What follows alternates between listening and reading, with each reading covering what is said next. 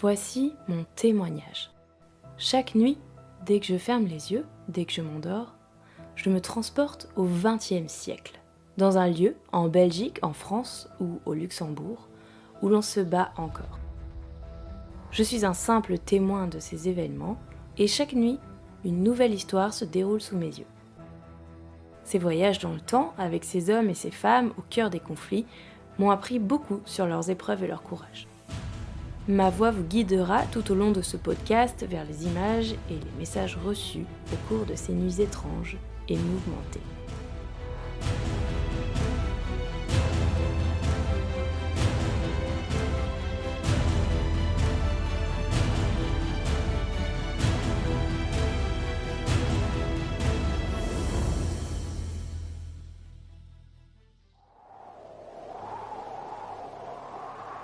Un courant d'air me fait frissonner. Juste après, une forte odeur de cendre froide se propage et me fait éternuer. Mes yeux s'ouvrent. Je suis à côté d'une cheminée éteinte au milieu d'une petite bibliothèque. La poussière enveloppe les livres et les étagères. Deux jeunes hommes d'une vingtaine d'années se tiennent silencieusement, aux aguets. Un grand blond aux yeux bleus, imberbe, un petit brun aux yeux marrons, à la moustache finement taillée. Il connaît ses interlocuteurs, Louis et Anthony Collard. Eux ne savent rien de lui. C'est Walter Dewey, l'un des dirigeants du réseau liégeois de la Dame Blanche. J'aimerais pouvoir les rassurer, ils ne craignent rien dans sa présence. Les deux frères hésitent pourtant à fuir. Depuis le début de la Première Guerre mondiale, ils rêvent de s'engager dans l'armée belge. Le seul moyen d'y arriver est de rejoindre les Pays-Bas, pays neutre mais dont la frontière avec la Belgique est cadenassée. Des filières d'évasion existent cependant à Liège. C'est pourquoi, en cette journée venteuse d'octobre 1917, Louis et Anthony ont rallié la cité ardente pour rejoindre un passeur et traverser la frontière néerlandaise. Walter Dewey a eu connaissance de leur présence. C'est pourquoi il a rejoint leur cachette, vraisemblablement pas si secrète. Il esquisse un sourire, il a ses informations. Justement, il est venu pour qu'ils rejoignent la résistance.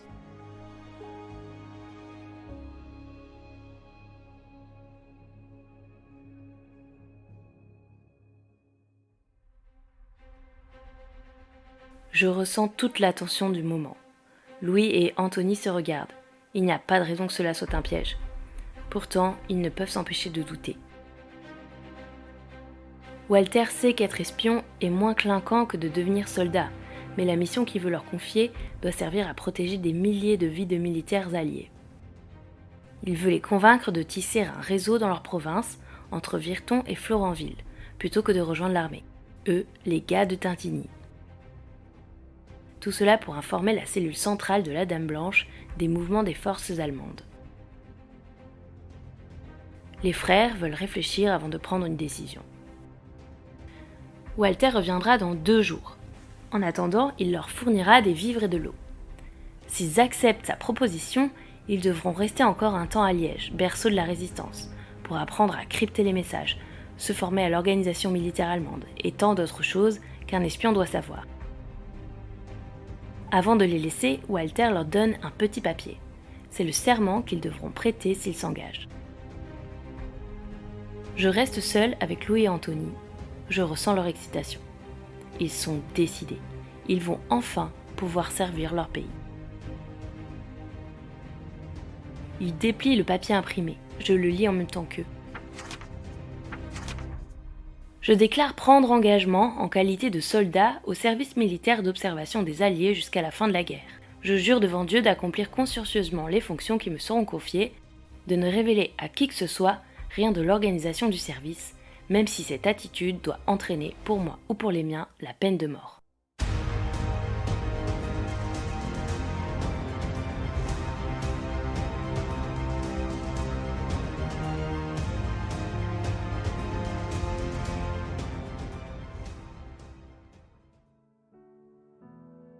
Je retrouve Louis et Anthony, tapis dans un talus. C'est l'hiver. La neige a recouvert les collines alentours. Leurs bicyclettes sont cachées derrière un buisson. Ils sont réunis pour la première fois depuis leur retour dans leur Gaume natale. Ils ont chacun tissé dans la région 2 réseaux de renseignement autonomes mais complémentaires. Ils se racontent leurs différents actes de bravoure, avec l'humour et l'exagération que 2 frères de 20 ans peuvent avoir. Leur discussion me fait oublier que mes doigts sont en train de geler. Les frères se sont arrêtés de parler. Au loin, la fumée d'un train avance lentement.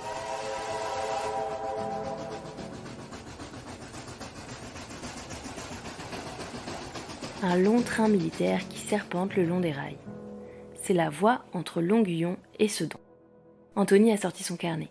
Il note méthodiquement, aidé par Louis, le nombre de wagons, leur contenu. Il y a depuis quelques jours un nombre anormal de trains allemands qui empruntent ce chemin. Les frères écrivent leur rapport. Ils se chargeront ensuite de le crypter. Le message sera récupéré par un membre du réseau central de la Dame Blanche qui se chargera de délivrer les informations aux armées alliées. Je m'évapore comme la fumée de la locomotive.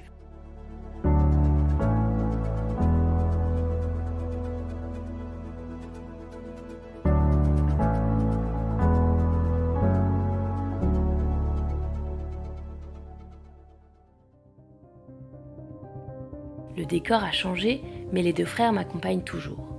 Dans une salle lugubre et petite, en pierre, fermée par une lourde porte de métal.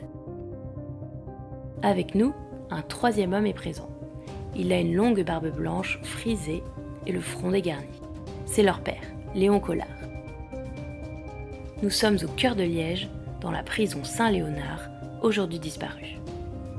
Demain, les 2 frères seront exécutés, le matin même. Ils ont appris que leur recours en grâce avait été rejeté.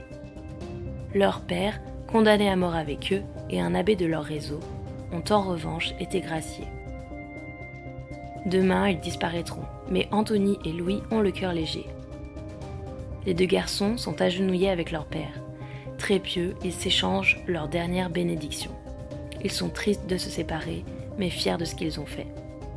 Fiers d'avoir réussi à tisser un réseau de renseignements important en seulement 4 semaines, que leur sœur Marie-Thérèse reprendra.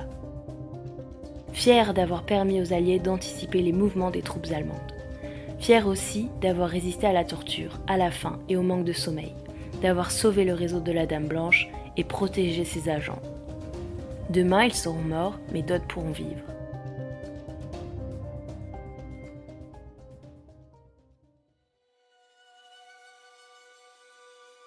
Un garde frappe à la porte. Le vieux père embrasse ses fils avant qu'ils ne quittent sa cellule. C'est la dernière fois qu'il les voyait. Il n'en prend conscience qu'après quelques secondes. Il se précipite alors vers le couloir. Le garde, conciliant, nous laisse passer. Louis et Anthony sont déjà à l'angle du corridor, prêts à tourner. Dans un ultime sourire, les 2 frères se retournent et nous jettent un regard. Demain, ils seront fusillés au fort de la Chartreuse de Liège.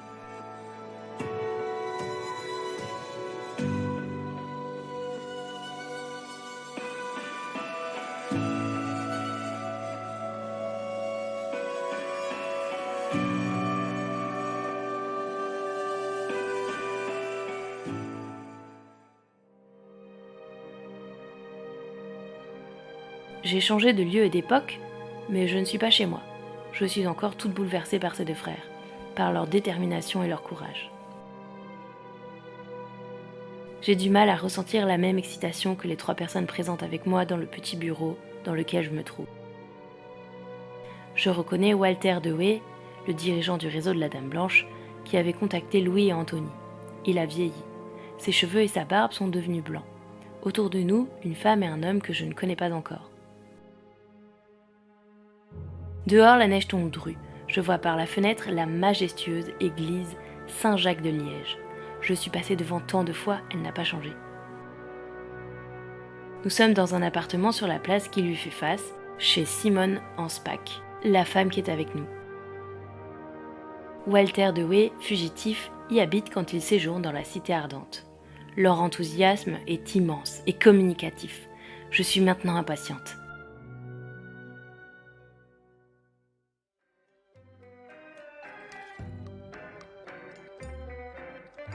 Tous sont penchés sur un appareil radio posé sur un large bureau en bois. Il y a quelques jours, Jean Lamy, l'autre homme présent dans la pièce, a été parachuté à Grand-Ménil puis rapatrié à Liège. C'est un radiotélégraphiste de la marine et il a apporté avec lui l'appareil que nous observons tous. Un appareil radio émetteur, mais surtout récepteur. Depuis le début de la Seconde Guerre mondiale, Walter de Way a réactivé ses anciennes connaissances de la résistance liégeoise de la Grande Guerre. Il a mis sur pied un nouveau réseau baptisé Clarence pour aider les Alliés. Malheureusement, l'officier britannique qui devait assurer sa liaison avec Londres a péri en mer et rien ne garantit alors que les rapports émis soient captés par Londres. L'appareil radio perfectionné de Jean Lamy doit faire entrer le réseau dans une nouvelle ère. Un télégramme a été envoyé il y a quelques minutes, avec un bref rapport daté du jour, le 29 janvier 1941. Chaque seconde dure 1 heure. Peu à peu, l'espoir laisse place à la crainte. Et si tout ça n'avait servi à rien ? Walter se crispe. Sans nous prévenir, la machine se met à crépiter. Les traits de nos visages se détendent. Un message nous parvient. Londres nous a répondu. Le bonheur est total. Walter prend Simone et Jean dans ses bras. Je les encercle aussi. Ils n'en ont pas conscience, mais peut-être qu'ils ressentent mon euphorie. Ils ont réussi.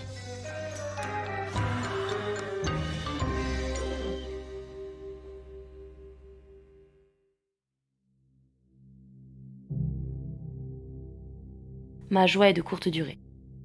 J'ai avancé dans le temps. Nous sommes toujours en janvier, mais 3 ans plus tard, en 1944. Le réseau Clarence est devenu le plus grand réseau de renseignement militaire de l'Europe occupée et communique de façon ininterrompue avec Londres. C'est une immense réussite. Cependant, Walter n'a pas la tête à faire la fête. Il marche dans les rues d'Ixelles à toute vitesse, le ventre serré. Je dois presque courir pour le suivre. Plein d'images et de personnes se bousculent dans son esprit. J'arrive à les voir.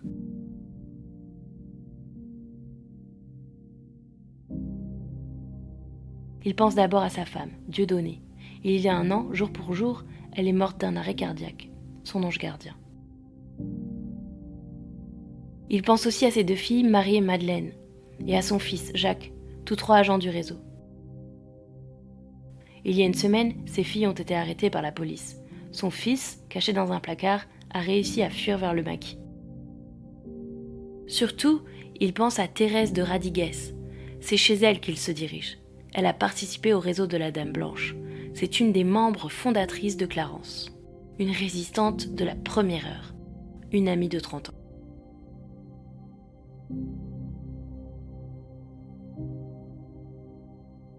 Hier, Walter a appris que la Gestapo avait intercepté une communication et découvert son identité.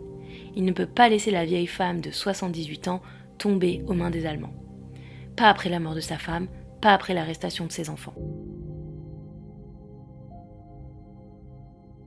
Nous arrivons chez elle. Je suis essoufflée. Walter sonne et une domestique ouvre. Thérèse n'est pas là. Elle est sortie faire une course. Il décide de l'attendre. Nous entrons dans la magnifique demeure de la Châtelaine. Quelques minutes plus tard, la sonnette retentit.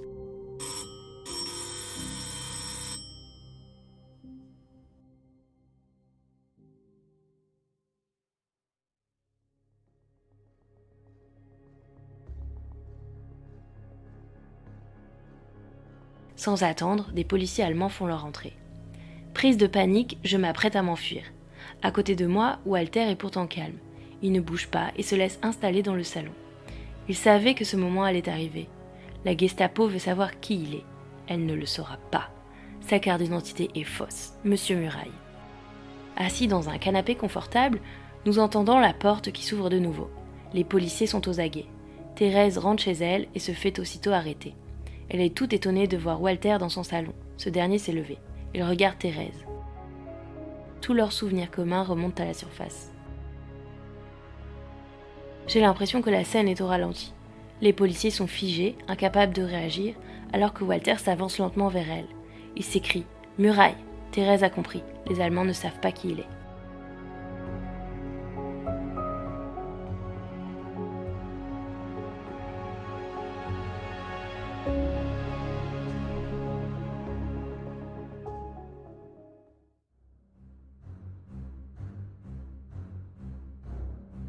Le monde s'est de nouveau accéléré.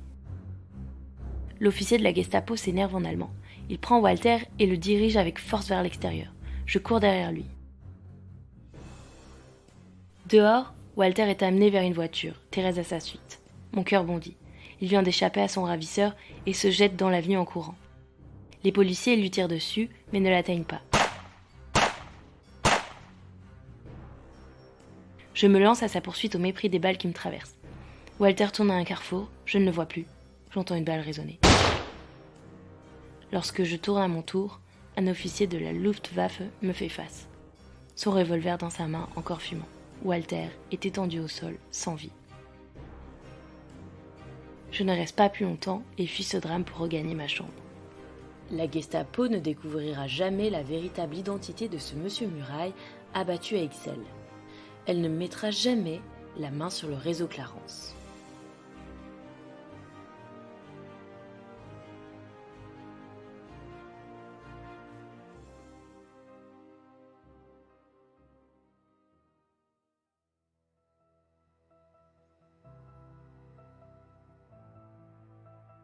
Cette histoire vous a touché, alors il est temps de vous rendre sur le territoire de Land of Memory pour vous imprégner de cette aventure sur les lieux mêmes de son déroulement. L'itinéraire Liège-Ville résistante est à découvrir sur le site web landofmemory.eu pour visiter notamment le Remember Museum, le fort d'Aubin-Neuchâteau, le fort d'Ébène et Maël, le fort de Barchon, le fort de Tancrémont et le fort de la Chartreuse.